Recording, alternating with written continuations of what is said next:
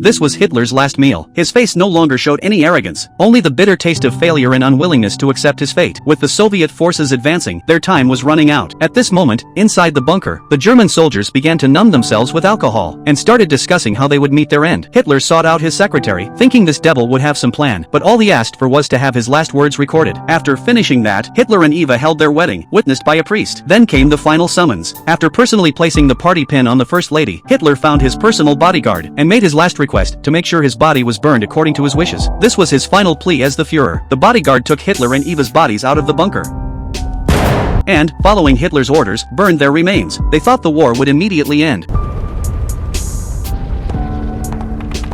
But it didn't. The Nazis began to follow in Hitler's footsteps. Hitler's personal doctor walked into the dining room, smiling, and in front of his wife and children, he crossed his grenades and pulled the pin. To calm his wife, he even offered a faint smile. Soon, the whole family followed Hitler into death. As for the fanatic First Lady, she found a military doctor, had poison prepared, and personally made her young children drink it, ultimately turning them into victims of the Nazis. The Nazis brought her to the cremation pit, where they followed the evil leader into the afterlife. At this point, the bunker was filled with the bodies of Hitler and the Nazis. Their deaths marked the absolute destruction of the Third Reich.